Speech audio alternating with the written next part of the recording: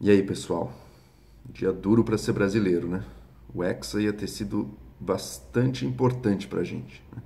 Por um lado é só futebol, mas essa esperança dessa vitória do Hexa poderia ter ajudado o Brasil a ter um pouco mais de otimismo agora, ao país a ficar mais unido também. A Copa fez um pouco isso, né? Agora infelizmente acabou pra gente. E, enfim, é uma esperança que restava, né? Quando tudo vai mal, pelo menos o time era bom, o Hexa era possível. E meio um pouco que nem o governo Temer, né, que até montou uma equipe boa, mas não conseguiu entregar. Infelizmente a nossa seleção também acabou naufragando aí. Estamos sem hexa pelo menos até 2022. E, bom, pelo menos o futebol é é o que concentra nossas paixões, nossas energias, mas que não tem resultado prático para nossa vida depois, né? A política tem.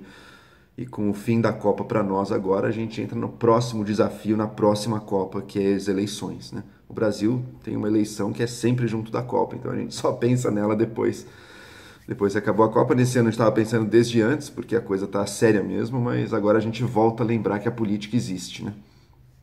De novo, a situação do Brasil, não preciso ficar repetindo aqui, é muito grave. A gente passa por duas profundas crises aqui, né?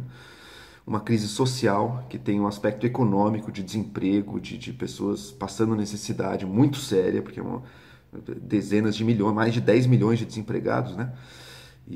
Ou seja, gravíssimo. E por outro lado, da crise social também da segurança pública, assim, que está um negócio, uma calamidade realmente em grande parte do Brasil, né? E também, junto com isso, uma crise política, né? Crise tanto específica do Brasil, com as investigações, Lava Jato, toda a classe política meio comprometida aí em práticas antiéticas ou até ilegais, e ainda mais profundo, uma coisa que é global até, um desencanto com a própria ideia de política, uma percepção de que a representação política ela não responde ou não, ou pelo menos tem gerado uma desilusão muito grande, né? As pessoas estão se desiludindo com o que a política é capaz de oferecer, ou pelo menos com o que ela tem oferecido, né? Eu acho que o brasileiro sempre foi muito cético com relação ao poder e à política, né? Os políticos sempre foram vistos como uma classe lá longe, que a gente sabe que são corruptos sim, e nem sempre querem o nosso bem. O brasileiro é muito realista com isso. E isso sempre foi um fator que impediu a gente de ter uma polarização ideológica partidária muito forte, né? Porque somos nós contra a classe política. Isso funciona enquanto a gente tem uma leve desilusão com a política e não liga muito para ela.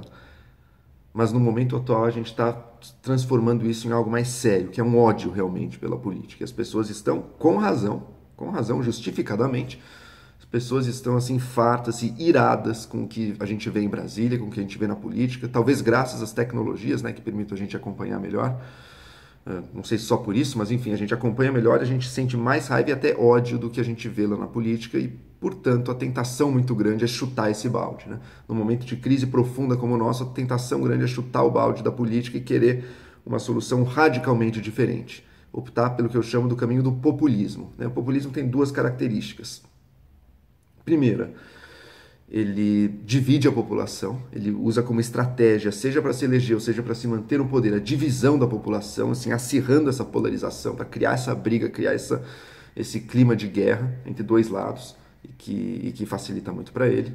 Então, ele está jogando para um lado e está se contrapondo ao outro, e por outro, mentir sobre a real natureza dos problemas, tá? Pintar uma realidade muito mais fácil de ser solucionada com algumas soluções mágicas que o líder populista vai dar.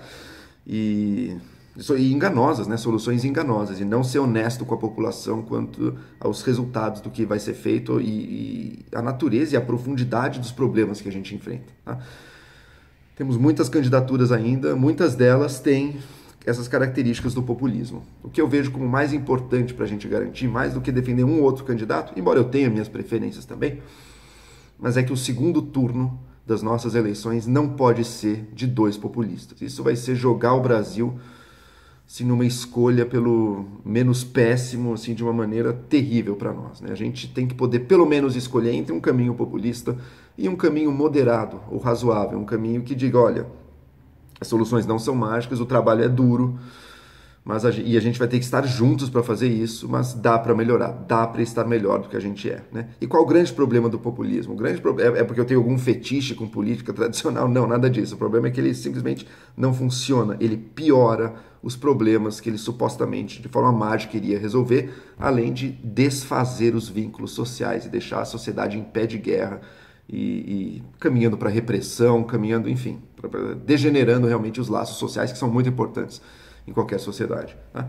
Então esse é meu único recado nesse momento, dia triste aqui, mas o jogo não para, porque fora do futebol a vida está rolando e a gente precisa estar sempre se preocupando com isso. Eu sou alguém que gostaria de ver a política ter um papel menor na nossa vida até, mas mesmo para isso a gente vai precisar de bons políticos e de política bem feita, mesmo para reduzir o papel dela em nossas vidas.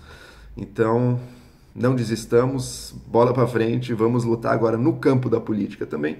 E meu canal está aqui sempre como um lugar para discutir várias questões, mas também isso, né? Então, se você gosta das discussões aqui, se você gosta dos meus vídeos, curta este vídeo, compartilhe esse vídeo e também se inscreva no meu canal aí. E vamos seguindo em frente, porque apesar da tristeza e da depressão agora, né?